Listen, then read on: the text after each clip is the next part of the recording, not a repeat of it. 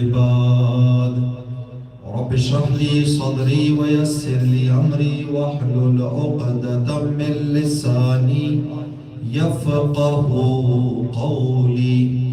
الحمد لله رب العالمين والصلاة والسلام والتحية والإكرام على خير الأنام وعلى أهل بيته الطيبين الطاهرين المعصومين الذين أذهب الله عنهم الرجس وطهرهم تطهيرا.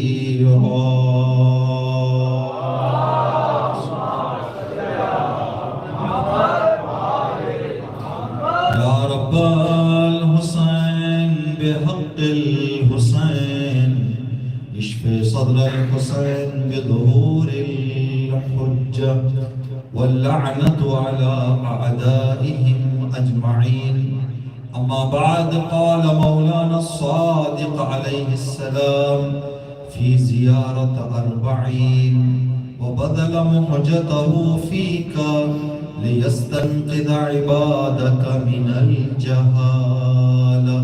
صدق مولانا الصادق علیہ السلام. اس مجلس اعزا کی قبولیت، اس مجلس اعزا کے ساتھ ساتھ اس سال کی ایام اعزا کی ہم سب کی ساری عزاداریوں کی قبولیت، زندگی کی ابتدا سے اس مجلس اعزا تک ہر نیک عمل کی قبولیت. اس مجلس اعزا سرکار سید الشہداء اور آپ کے باوفا اصحاب کی شہادتوں کے سائے میں ہم سب کو زندگی کے آخری سانس تک اسی طرح سے خدا کے گھر اور اہل بیت کے در سے متصل اور منسلک رہنے کی توفیق نصیب ہونے کے لیے زمانے کی گمراہی اور انحرافات سے ہم سب کی حفاظت کے لیے، ہم سب کی عاقبت بخیری کے لیے، دنیا میں جہاں کہیں پر بھی عاشقان امام حسین علیہ السلام زندگی کر رہے ہیں، سب کی جان مال عزت و آبرو کی حفاظت، بیماروں کی مخصوصاً منظور بیماروں کی صحت یابی اور شفا یابی کے لیے، تمام مومنین اور مومنات کی دلی حاجتوں کے پورا ہونے، مخصوصاً حاضرین مجلس مومنین اور مومنات کی جو بھی دلی اور شرعی حاجات ہیں بحق شہداء کربلا سب کی حاجتوں کی پورا ہونے کے لیے دعاؤں میں دعا، سر فہرست دعا فرزند زہرا کی سلامتی اور امام کے جلد ظہور کے لیے صلوات پڑھ دیں. محمد و آل محمد.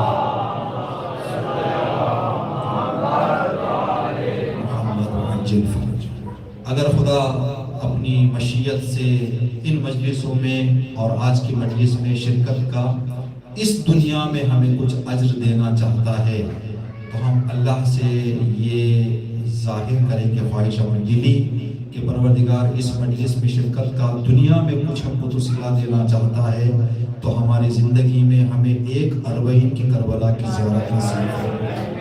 اس دعا کی قبولیت کے لیے جتنا آپ کے دلوں میں امام حسین علیہ السلام کا عشق ہے اتنی بلند صلوات پڑھ دیں. محمد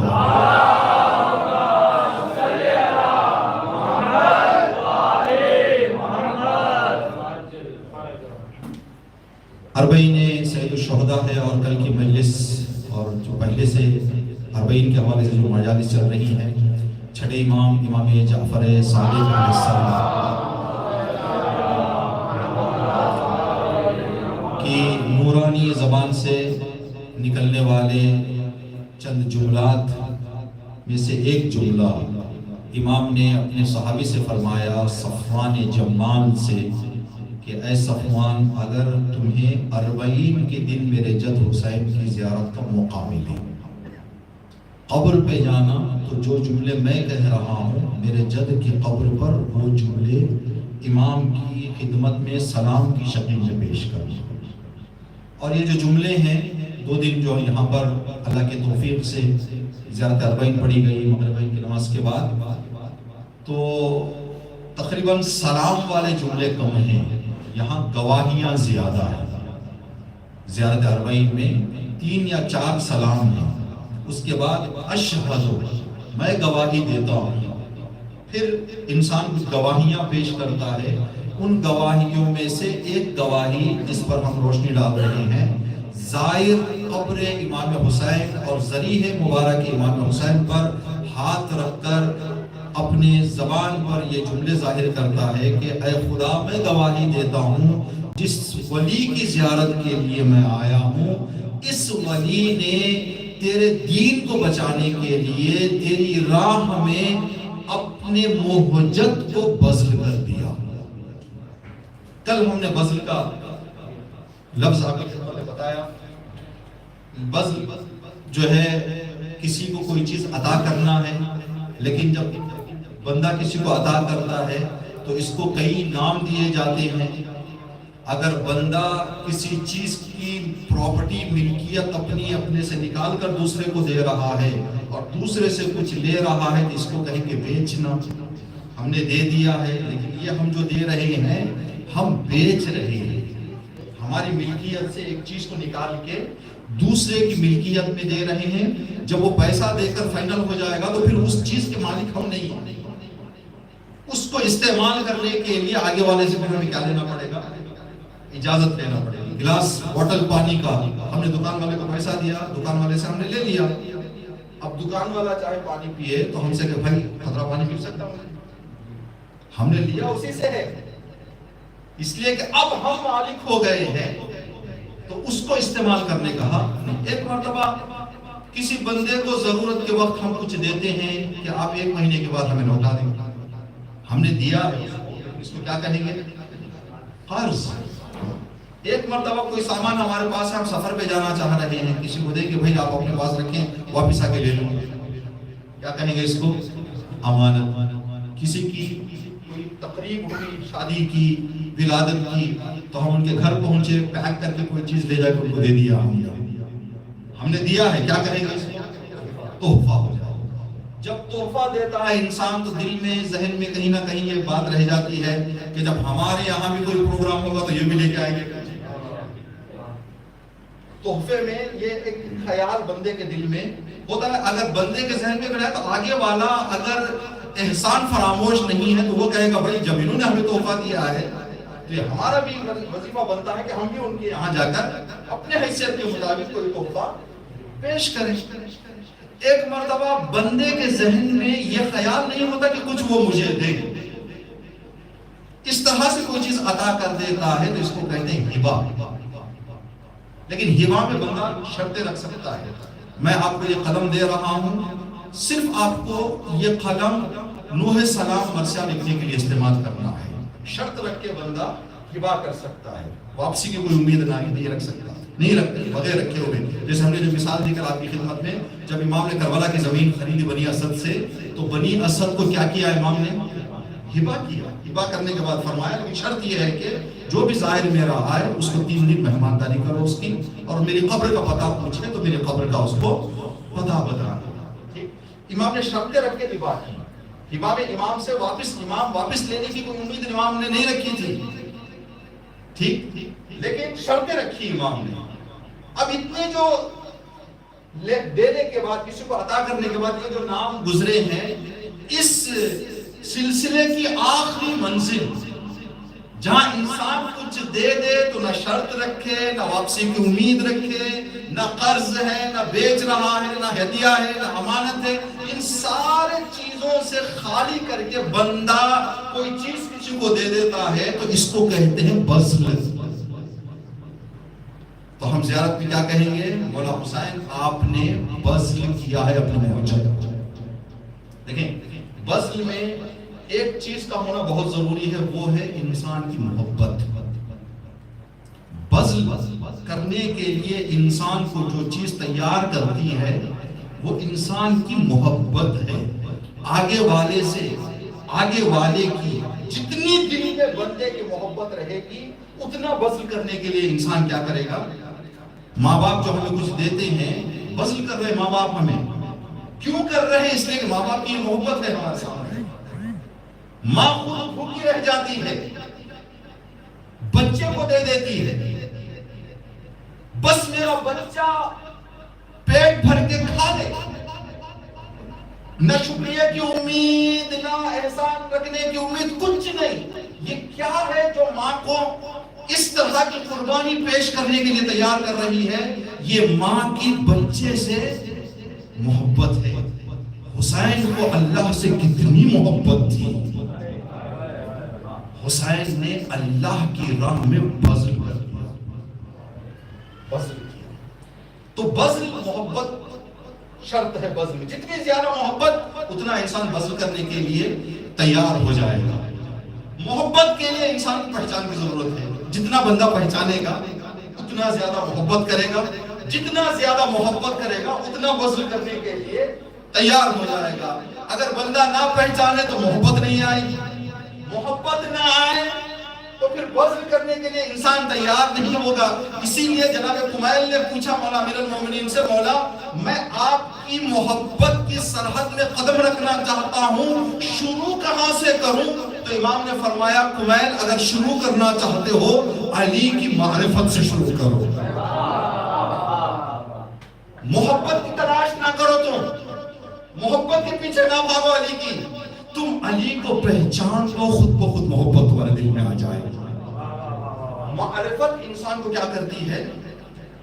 محبت لے کے آتی ہے، محبت بذل کرنے کے لیے تیار کر دیتی ہے۔ امام حسین کے اصحاب جو آئے تھے زیارت عاشورہ کے آخری سجدے میں ہم سر رکھ کے کہتے ہیں اے شہدائے کربلا، آپ نے امام حسین کو اتنا پہچان لیا اور اتنی محبت امام حسین کے آپ کے دلوں میں تھی، آپ حضرات نے اپنے موجودوں کو امام حسین کی خدمت میں بذل کر دیا۔ الذین بدلوا مہجہم دون الحسین علیہ السلام۔ ٹھیک، اصحاب حسین کی معرفت کیا تھی؟ امام حسین نے شب عاشور اصحاب سے فرمایا کہ میں تم سے راضی ہوں، بیعت واپس لے رہا ہوں، جنت کی ضمانت دے رہا ہوں، جو جانا چاہتا ہے چلا جائے۔ امام نے جب چراغ بجھایا، پہلے یہ جملہ کہا امام نے، سب اپنی جگہ پہ بیٹھے ہوئے تھے، امام نے فرمایا کہ اگر اجالے میں شرم کے کوئی نہیں جا رہا ہو میں چراغ بھی بجھا دیتا، اندھیرے میں چلا جائے۔ جب کچھ دیر کے بعد امام نے چراغ جلایا، دیکھا جہاں جو بیٹھا ہے وہیں پہ بیٹھا ہے۔ امام نے فرمایا کیوں آپ لوگ نہیں گئے یہاں سے؟ تو سب کا ایک دل کا جواب تھا مولا ہمیں یہاں آپ کی معرفت لائی ہے۔ اصحاب نے فرمایا، امام نے کہا جنت جانا نہیں چاہتے؟ میں تو جنت کی گارنٹی دے چکا ہوں تمہیں۔ تو اصحاب نے کہا مولا جنت کہاں ہے؟ اگر کوئی ہم سے پوچھے تو ہم یہی کہیں گے جہاں حسین ہے وہیں جنت ہے۔ ہم ابھی جنت میں ہیں، جنت چھوڑ کے جائیں کہاں؟ ہم جہاں حسین ہے وہیں جنت ہے، اپنی قدر جانے ہم سب، جہاں حسین وہاں جنت، جہاں ذکر حسین وہاں جنت۔ لبیک یا حسین، لبیک یا حسین، لبیک یا حسین، لبیک یا حسین، لبیک یا حسین، لبیک یا حسین۔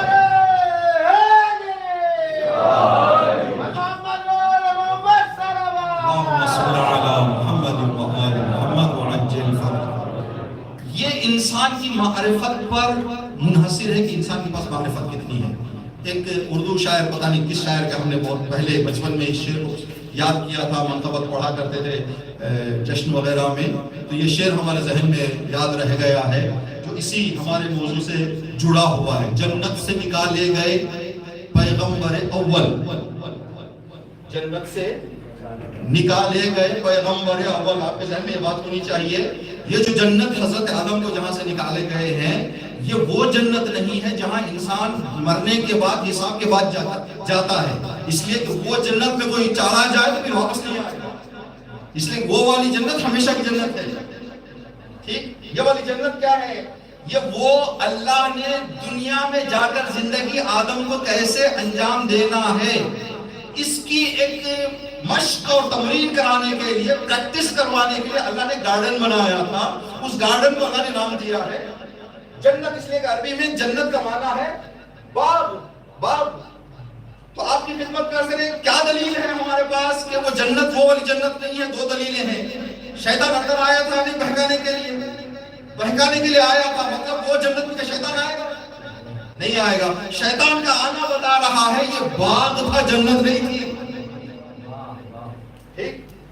جنت نہیں تھی، باغ تھا۔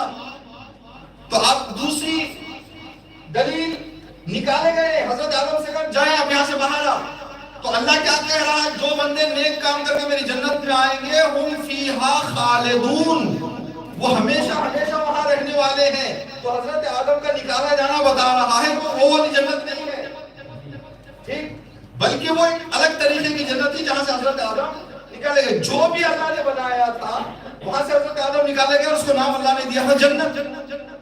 جنت سے نکالے گئے پیغمبر اول، یہ سچ ہے جو تاریخ سے ٹالا نہیں جاتا، یہ سچ ہے جو تاریخ سے ٹالا نہیں جاتا۔ اس جنت سے، جنت سے تو افضل ہے عزا خانہ شبیر، دشمن بھی اگر ہو تو نکالا نہیں جاتا۔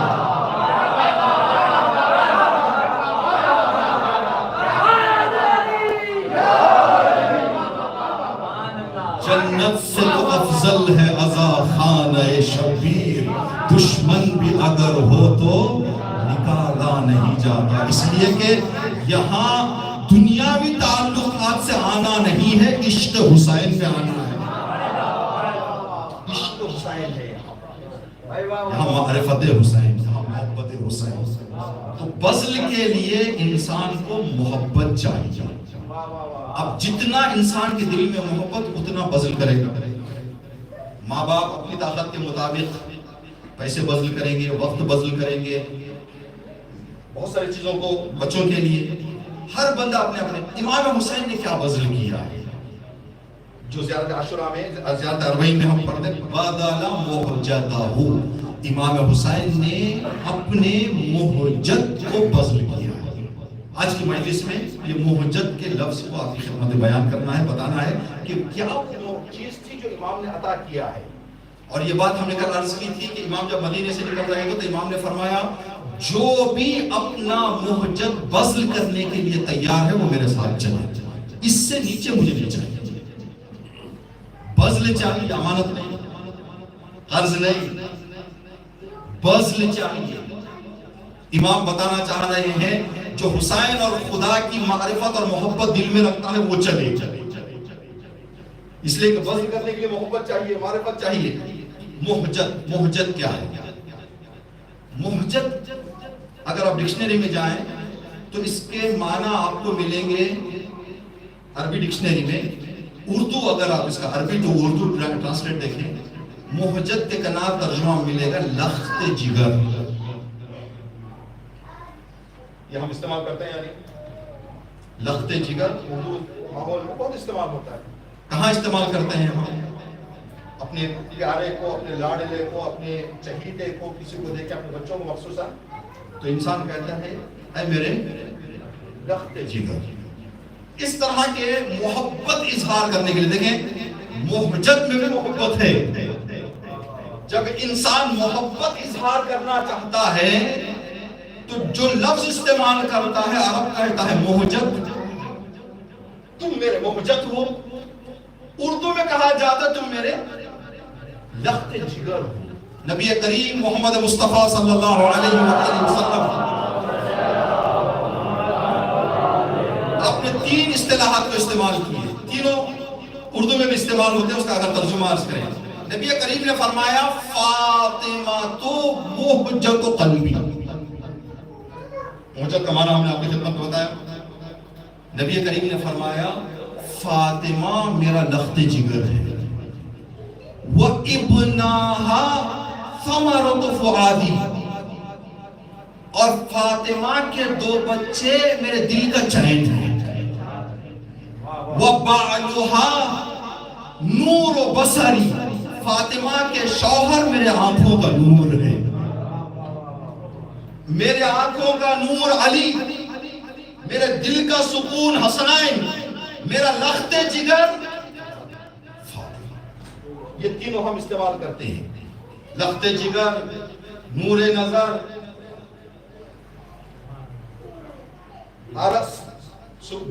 قلب، سکون قلب، یا اردو میں کہتے ہیں جان پدر۔ یہ جو جان پدر، نور نظر، لخت جگر، کیا نفرت میں استعمال ہوتا ہے؟ نہیں۔ کیا معمولی محبت کی موقع پر استعمال ہوتا ہے؟ نہیں۔ جب وہ بڑی محبت کا اظہار بندہ کرنا چاہتا ہے تب کہتا ہے یہ میرے نور نظر ہے، یہ میرے لخت جگر ہے، یہ جان پدر ہے. تو عالی محبت فضل، عالی محبت محجب، عالی محبت جب دونوں مل جائیں تو اس کا مقام کیا ہوگا، اس کا مرتبہ کیا ہوگا. لیکن اس کے اندر جو لفظ استعمال ہوا ہے محجت و قلبی یا محجتہ، نور نظر. نور الگ چیز ہے، نظر الگ چیز ہے. آنکھوں کو کہیں گے نظر، یہ آنکھ. نور کیا ہے؟ بہت سارے خدا جو اس مشکل سے ان کی مشکل آسان فرمائے، ان کی مشکلات کم کرے. آپ نے کچھ نابینا لوگوں کو دیکھا ہے، پہلی نگاہ میں شاید بندہ سمجھے کہ یہ دیکھتا ہے، اس لیے کہ اس کی آنکھیں موجود ہیں، لیکن جب قریب جائے تو پتہ چلتا ہے کہ بندہ نابینا ہے. نظر ہے بندے کے پاس، لیکن کس چیز کی کمی ہے؟ نور کی کمی ہے. اگر نور نہ ہو تو آنکھیں رکھ کر بھی بندہ اندھا رہے گا. لخت جگر، جان پدر. جان الگ ہے، پدر الگ ہے. پدر کب تک پدر رہے گا؟ جب تک پدر کے جسم میں جان، ادھر جان گئی ادھر پدر کا فاتحہ پڑھنا پڑے گا. پدر ختم ہو جائیں گے، جان پدر نہیں رہیں گے. پھر جان ہو تو پدر ہے. ٹھیک، لخت جگر میں بھی ایسے ہی ہے. اگر لخت ہو تو جگر ہے، اگر لخت نہیں تو پھر جگر کا کوئی فائدہ نہیں ہے. اس لیے کہ جان نہیں تو پدر نہیں، نور نہیں تو نظر نہیں. اگر لخت نہیں جگر نہیں. ابھی لخت جگر کیا ہے، محجت کیا ہے؟ ہم لوگوں کی زندگی، حیات ہماری، ہمارے بدن کے کس چیز سے ہے؟ دل سے. دل کی حیات کس سے ہے؟ دل کی حیات خون سے ہے. دل کا کام کیا ہے؟ خون کو پورے بدن تک پہنچانا. ہمارے بدن کی ہماری حیات جو گرمی ہے یہ خون کے، اسی لیے کیا کہا جاتا ہے، ڈاکٹر کے پاس جاتے ہیں تو ڈاکٹر پہلا ٹیسٹ ہمارا کیا لیتا ہے؟ ہمارا بلڈ پریشر چیک کرتا ہے، بی پی چیک ہوتی ہے ہماری. ٹھیک ہے، بی پی اندر چلنے والے خون کو آزمایا جا رہا ہے کہ خون کہیں حد سے زیادہ تو نہیں چل رہا ہے، کہیں حد سے کم تو نہیں ہے، بلڈ پریشر بڑا تو نہیں ہے، گھٹا تو نہیں ہے. بڑا تو بھی مصیبت، گھٹا تو بھی مصیبت. اگر نارمل چل رہا ہے تو بندہ صحت سلامتی کے ساتھ زندگی کرتا رہے گا، صحیح رہے گا. تو ہماری زندگیاں خون سے چل رہی ہیں، اور کون سے خون سے؟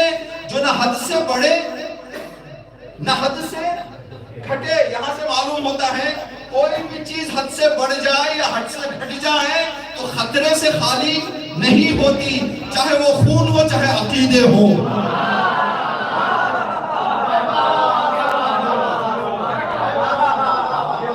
یہاں اگر بڑھ جائے گھٹ جائے تو آدمی مرتا ہے، عقیدے بڑھ جائے گھٹ جائے تو امتیں مر جاتی ہیں. وہ جو صحیح سلامت بدن وہ نہیں رہے گا، پھر بیمار بدن رہے گا.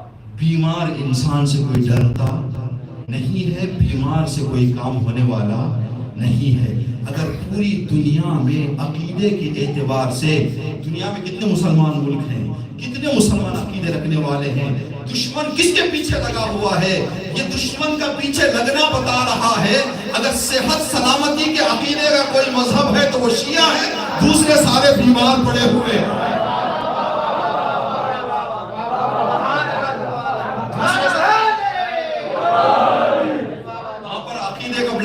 گرا ہوا ہے وہاں. ٹھیک ہے، اس لیے نہیں لڑ رہا ہے دشمن. دشمن کس سے ڈرے گا؟ جو چابک چوس تندرست ہے اس سے ڈرے گا. تو بدن کا خون جس سے ہماری حیات چل رہی ہے یہ نارمل ہونا چاہیے، نہ بڑھے نہ گھٹے. اب یہ ایجاد کہاں ہوتا ہے ہمارے بدن میں خون؟ ہمارے بدن میں خون کے ایجاد کرنے کا جو مرکز ہے وہ ہے ہمارا جگر. یعنی یہ خون تیار کرے گا، کس کو دے گا؟ دل کو دے گا کہ دل صاحب آپ پہنچائیں پورے بدن کو، تو وہ پورے بدن کو پہنچائے. ٹھیک، تو مرکز ایجاد خون کیا ہے؟ جگر. ٹھیک، کبھی کبھی انسان کی طبیعت ناساز ہونے کی وجہ سے انسان کے جگر میں خون کی ایجاد رک جاتی ہے. تو خون کی ایجاد رک جائے تو بلڈ دل کو سپلائی مل رہی ہے یا نہیں مل رہی ہے؟ نہیں مل رہی ہے. تو اب دل بدن کو پہنچائے گا نہیں پہنچائے گا؟ خون نہیں پہنچائے گا. تو بندے کو کیا ہونا چاہیے وہاں پہ؟ اب ہمارے باہر سے دیکھیں، باہر سے جگر کو جو خون تیار کرنے کی طاقت دیتا ہے وہ ہماری غذا ہے. ہم غذا مناسب لیں گے تو یہ غذا جگر کو خون بنانے کا موقع دے گا. موقع ملتا ہے اس سے. جگر دل کو دے گا، دل بدن تک پہنچائے گا. تو اللہ رب العزت نے ہمارے وجود میں جگر کے اندر ایک ایسا عضو رکھا ہے جو خون کا سب سے بڑا پاورفل ٹکڑا اور پاورفل حصہ لے کے وہ اپنے اندر جمع کر لیتا ہے. اگر کسی بیماری یا پریشانی کی وجہ سے انسان کے جگر نے خون تیار کرنا بند کر دیا ہو تو یہ جو حصہ ہوتا ہے یہ حصہ دل کو خون دینا شروع کرتا ہے. اس کی اگر ہم غذا نہ لیں، آپ حضرات نے دیکھا دنیا میں چیزیں ہوئی ہیں، کہیں زلزلہ آ گیا، ملبے میں دبے ہوئے لوگ 25 دن کے بعد کوئی زندہ نہیں کر رہا، 30 دن کے بعد کوئی زندہ نہیں کر رہا. کیا 30 دن انہوں نے کھایا؟ نہ کھانا نہ پانی. خون کی سپلائی کہاں سے ہو رہی تھی؟ یہ خون کہاں سے مل رہا تھا ان کو؟ اس لیے کہ بغیر خون کے تو زندہ نہیں رہے گا انسان. دل کو خون ملتا رہے گا تو خون دل بدن کو پہنچاتا رہے گا. تو ان لوگوں کو یہ 30 دن جو خون دیتا ہے وہ جگر کے اندر کا جو ٹکڑا ہوتا ہے وہ ٹکڑا ان کو خون سپلائی کرتا رہتا ہے کہ یہ دن کم از کم جو روایات اور ڈاکٹری بتاتی ہیں 40 دن بھی انسان بغیر کھائے پیے اس حصے کے خون کی سپلائی سے زندہ رہ سکتا ہے. ٹھیک. ابھی وہ جو حصہ ہے، توجہ کریں، وہ جو حصہ ہے کلیجے کا جو انسان کے آخری، اور یہ بھی ڈاکٹر نے بتایا ہے، نارمل ہم اور آپ کی جو زندگی گزر رہی ہے 99% لوگوں کے زندگیوں میں یہ جو حصہ ہوتا ہے یہ استعمال نہیں ہوتا. لیکن ہے مجبوری کے حالت میں کبھی موقع پڑ جائے تو انسان کیا کرے؟ اس چیز کو بدن کو سپلائی دیتا رہے، بندہ زندہ رہے. یہ خدا کا لطف و کرم ہمارے اوپر ہے. ہاں یہ استعمال نہیں ہوتا ہے، کسی کی طبیعت آرام رہی ساری زندگی بھر تو یہ رہا، لیکن استعمال زیادہ یا بالکل استعمال نہیں ہوا. 90% سے زیادہ لوگ یہ استعمال میں نہیں آتے. اسی حصے کو عرب مہجت کہتا ہے. توجہ رہے آپ کی. اس حصے کو عرب مہجت کہتا ہے. تو آپ اندازہ لگائیں زیارت اربعین کے اس جملے پر، اے میرے خدا میں گواہی دیتا ہوں تیرے حسین نے تیرے دین کو بچانے کے لیے بذل کیا ہے. کیا بذل کیا؟ جان نہیں، خون نہیں، دل نہیں، جگر نہیں، بلکہ مہجت، وہ جو آخری چیز جو انسان کے لیے حیات باقی رکھتی ہے اس چیز کو، یعنی انسان کی آخری حیات کے خطرے کو، مسئلے کو، عضو کو امام حسین نے اللہ کی راہ میں کیا کیا ہے؟ بذل کیا. بذل انسان معمولی چیز نہیں کرتی. یہاں سے آپ دوبارہ شاید بات ہمارے پہنچنے میں آپ تک نہ تمام رہے، آپ اندازہ لگائیں بذل کیا ہے. مہجت کو دونوں معراجیں ہیں. عطا کی آخری حد کو کہتے ہیں بذل. انسان کے وجود کے وہ خلاصہ زندگی کو کہتے ہیں مہجت. یہ دونوں حسین نے دے دیے ہیں اللہ کی راہ. یہی جملہ ہم اصحاب امام حسین کے لیے استعمال کرتے ہیں. الذین بذلوا مہجهم دون الحسین. زیادہ عاشورہ کا آخر جملہ آپ حضرات حفظ ہیں. اللہم ارزقنی شفاعت الحسین یوم الورود وثبت لي قدم صدق عندك مع الحسين واصحاب الحسين الذين بذلوا مهجهم دون الحسين علیہ السلام. لیکن ایک بہت ہی دقت طلب نکتہ ہے اس میں. زیارت اربعین میں ہم نے کیا کہا؟ اے میرے اللہ، حسین نے اپنے مہجت کو تیری خدمت میں پیش کیا. زیارت عاشورہ میں ہم کہتے ہیں اے اصحاب حسین، آپ حضرات نے اپنے محجتوں کو حسین کی خدمت میں پیش کیا. امام نے کس کی خدمت میں؟ اللہ کی خدمت میں. اصحاب نے کس کی خدمت میں؟ حسین کی خدمت میں. اللہ کی خدمت میں نہیں. دون الحسین الذین بذلوا محجتهم دون الحسین. انہوں نے اپنے محجتوں کو دشت محبت میں رکھ کر امام حسین کی خدمت میں پیش کیا. زیارت عاشورہ ہے 11ویں 10ویں امام سے, زیارت اربعین ہے 6 امام سے. ہم نے مولا کہ اصحاب نے اللہ کو نہیں پیش کیا محجت. کہا کہ اللہ تک پہنچنا ہر ایک کے بس کی بات نہیں ہے. اللہ تک پہنچنا چاہتے ہو حسین کا دامن تھام لو, حسین تمہیں اللہ تک پہنچا دے. یہ لطائف ہے, یہ ذرائف ہے جو امام فرما رہے ہیں. اصحاب بھی جانتے ہیں اللہ تک پہنچنے کا آسان راستہ حسین ابن علی.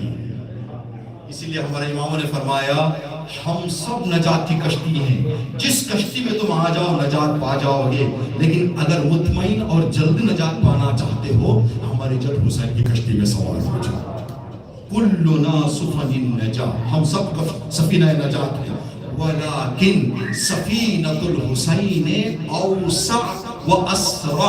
حسین ابن علی کا سفینے کی کیپیسٹی بھی زیادہ ہے اور رفتار بھی تیز ہے. تو اصحاب امام حسین کے یہاں پر ابھی جو ہم اربعین کر رہے ہیں, یہ اربعین کے لیے کیا کہتے ہیں؟ اس کا اربعین کہتے ہیں اربعین امام حسینی, اربعین حسین. ٹھیک, جبکہ اربعین کس نے شہداء کا ہے؟ آج جتنے کربلا میں شہید ہوئے سب کا اربعین ہے, لیکن سب کا ایک ہی نام ہم لیتے ہیں اربعین حسینی. یہ اس کے پیچھے کیا راز ہے, کیا فلسفہ ہے؟ اس کے پیچھے فلسفہ یہ ہے کہ دیکھیں, انسان اگر کوئی چیز اپنے آپ کو ایک مسئلہ بتانا چاہتا ہے, صلوات پڑھ دیں محمد و آل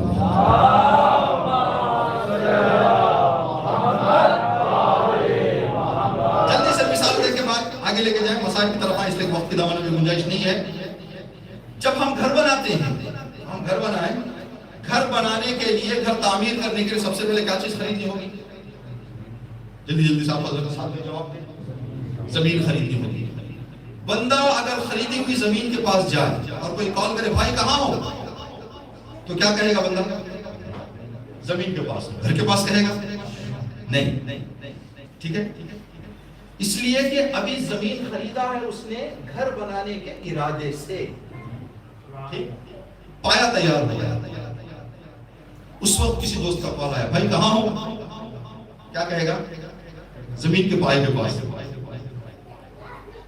ٹھیک, لیکن جب گھر تیار ہو جائے, کھڑکیاں ساری چیز لگ جائے, تو بندہ کال کرے مجھے کہاں ہو, کا گھر میں ہوں. بھائی کل تک اسی جگہ کو آپ زمین کہہ رہے تھے, اسی جگہ کو پایا کہہ رہے تھے, اب کیوں گھر کہہ رہے ہو؟ ساری چیز آنے کے بعد ساری چیز مل کر گھر کہا جاتا ہے.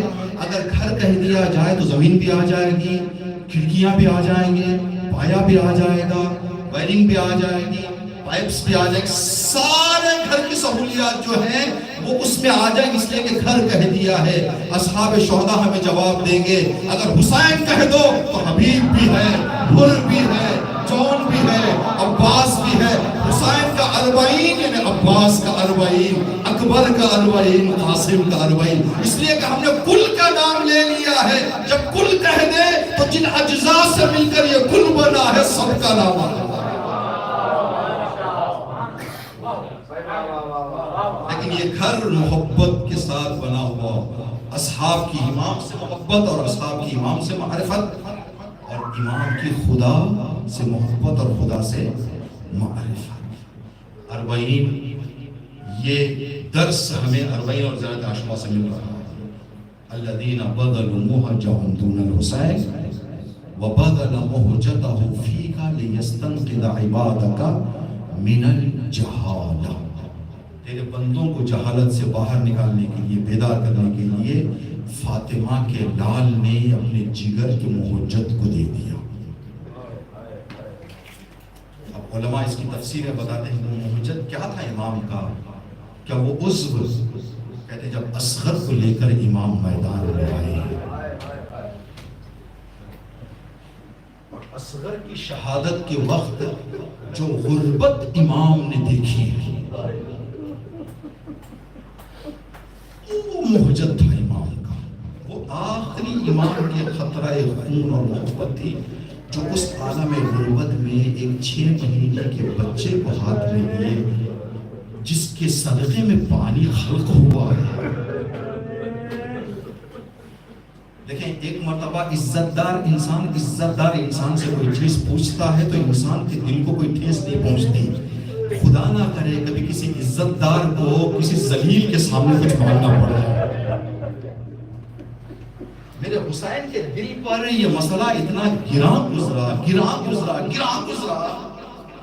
کہ امام حسین نے اپنی خواہر سے آخری خداحافظی میں فرمایا، بہن جب مدینہ جانا تو میرے شیعوں کو یہ پیغام پہنچانا، اے میرے شیعوں کاش تم کربلا میں ہوتے، لو تکن فی یوم عاشوراء جمیعا تنظرونی، اے میرے شیعوں تم میں سے ہر ایک میرا عزادار کاش عاشوراء کے دن کربلا میں ہوتے، لو تکن فی یوم عاشوراء جمیعا، سارے کے سارے تم کربلا میں ہوتے ہیں میرے عزاداروں۔ مولا کیا کرتے ہیں وہاں کا؟ تنظرونی، ایک منظر میری زندگی کا تم دیکھتے۔ مولا وہ کون سا منظر؟ امام نے فرمایا، کیف استسقی لطفل وابوا ان یرحمونی، میں کیسے پانی مانگ رہا ہوں۔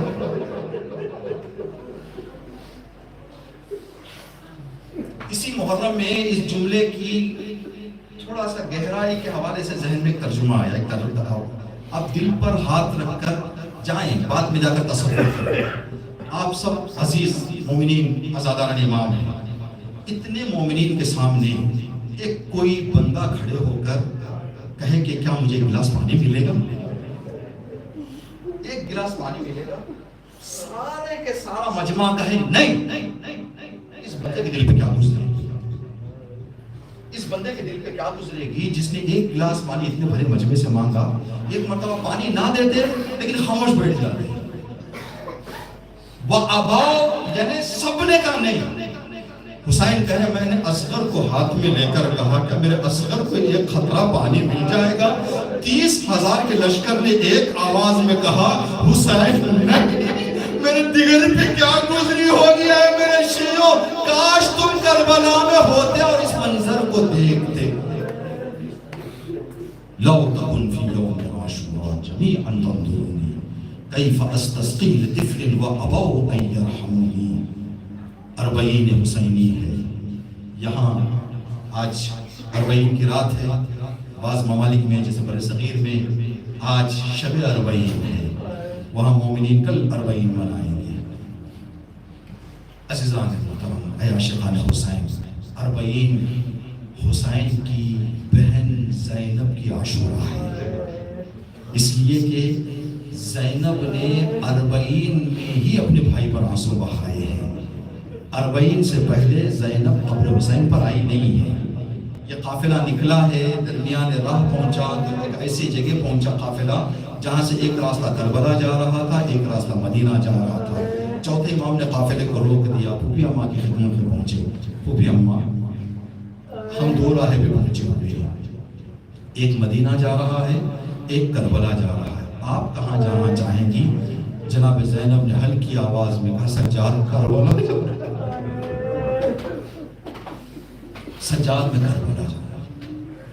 جناب زینب نے امام سجاد کو کربلا سے جب نکل رہی تھی تو اس وقت یہ فرمایا تھا، بیٹا سجاد زوار آئیں گے یہاں پہ، روزہ بنے گا، اتنا دل پہ درد نہ لے بیٹا، تیرے بابا کی قبر ویران نہیں رہے گی، یہ زیارتوں کا سلسلہ چلتا رہے گا، تیرے بابا کا عالیشان روزہ بنے گا۔ یہ وعدہ امام سجاد سے بی بی زینب نے فرمایا تھا۔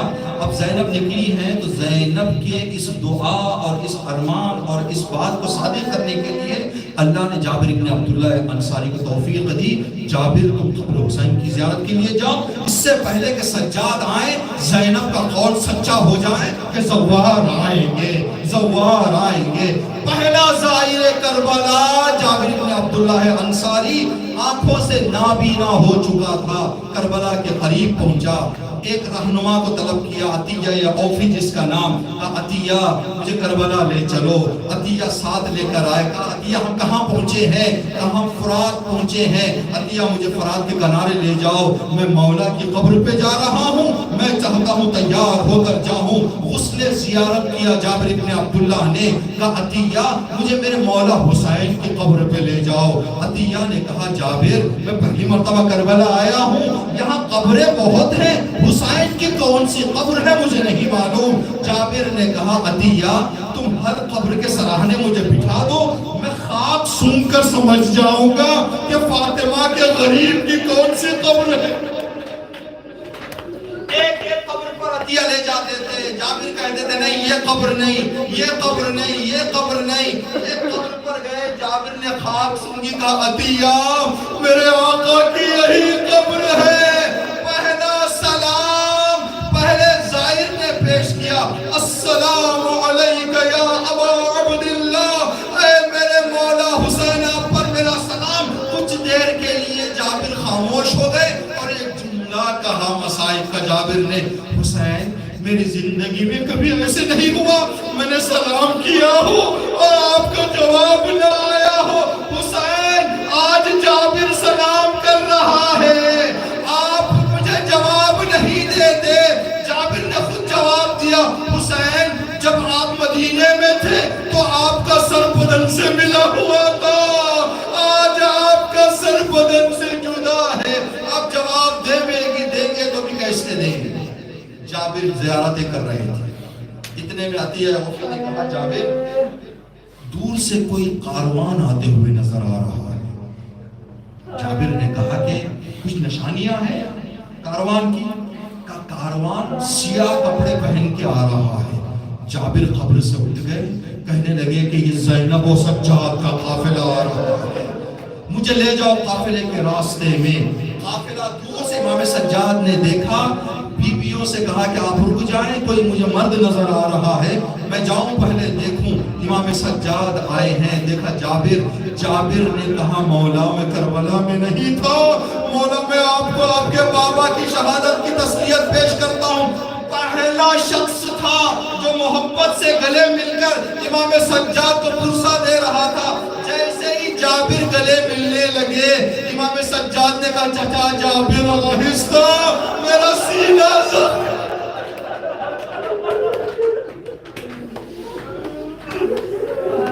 پورے راستے میں میں تاخ خاردار لے کر چلا ہوں۔ کہا جابر آپ کا شکریہ، آپ زیارت کے لیے آ گئے، جابر مہربانی کرو عطیہ کے ساتھ اتنا دور چلے جاؤ کہ میری پھپھیوں کی آواز نہ سنو۔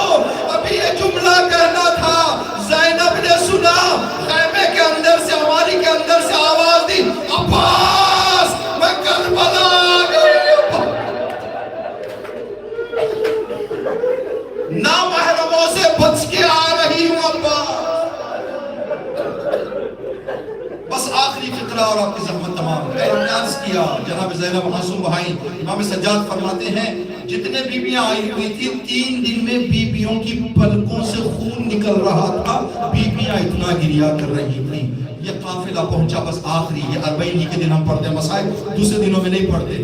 یہ قافلہ مدینہ پہنچا، جناب زینب نے جناب فضہ سے کہا اماں فضہ میں اپنے گھر کے اندر جا رہی ہوں، میں بہت تھکی ہوئی ہوں، اماں مدینے کی خواتین اگر مجھے پرسہ پیش کرنے کے لیے آتی ہیں ان سے کہہ دیں 3-4 دن کے بعد زینب سے ملاقات کریں، زینب اب آرام کر رہی ہیں۔ جناب زینب اپنے گھر کے اندر گئی ہیں، دروازے کو جناب فضہ نے بند کیا، جو بھی بیوی آتی جناب فضہ کہتی تھی بی بی کا حکم ہے مہربانی فرمائیں 3-4 دن بعد تشریف لائیں، بی بی کا حکم ہے مہربانی کریں 3-4 دن بعد تشریف لائیں۔ یہ ہر بی بی کو جواب ملتا تھا جناب فضہ سے۔ ایک مرتبہ ایک بی بی نے آ کے دستک دیا، کہا کہ کیا میں اندر آ سکتی ہوں؟ کہا کہ نہیں، بی بی نے کہا ہے 3-4 دن بعد آئیں۔ وہ بی بی وہیں پر کھڑی رہی، کچھ دیر کے بعد دوبارہ دستک دی، کیا میں اندر آ سکتی ہوں؟ کہا کہ آپ زینب نے حکم دیا ہے کہ 3 دن بعد آئیں۔ جب تیسری مرتبہ اس بی بی نے دستک دی، جناب فضہ نے آواز پہنچان لی کہ تینوں مرتبہ اسی بی بی کی آواز ہے، اے محترمہ آپ ہیں کون؟ کیوں آپ اس دروازے سے جاتی نہیں ہیں؟ کہا کہ اے فضا بس اتنا جا کے زینب سے کہہ دو آپ کی کنیز آئی ہے برسہ پیش کرنے کے لیے، اتنا کہہ دو، اگر زینب اجازت دے دے تو اندر آ جاؤں گی، اگر زینب منع کر دے تو چلی جاؤں گی۔ جناب فضا آہستہ آہستہ پہنچی، کمرے میں زینب بیٹھی ہوئی تھی، بی بی کوئی بی بی آئی ہوئی ہے، وہ کہہ رہی آپ سے ملنا چاہتی ہے، کیا اس نے اپنی کچھ پہچان بتائی؟ کہا بی بی، اس نے کہا وہ آپ کی کنیز ہے۔ بس اتنا سننا تھا، زینب اپنی جگہ سے اٹھ کے کھڑے ہو گئی، کہا بی بی کیا ہوا؟ کہا پورے مدینے میں بس ام البنین اپنی کنیز کہتی ہے، وہ ام البنین آئی ہوئی ہے، جاؤ دروازہ کھولو۔ ادھر زینب کمرے سے نکلی، ادھر ام البنین اندر سے آئی، زینب سے ام البنین لپٹ گئی، زینب کے زبان پہ تھا بات، ام البنین کے زبان پہ تھا حسین۔ دونوں بیویوں نے اتنا گریہ کیا، گھر کے زمین پر گر گئی، فضا نے دونوں کو اٹھایا، بیویوں کو پرسا۔ الا لعنت اللہ علی القوم الظالمین، سيعلم الذين ظلموا أي منقلب ينقلبون، ربنا تقبل منا إنك أنت السميع العليم۔ ماتم حسین، ماتم حسین۔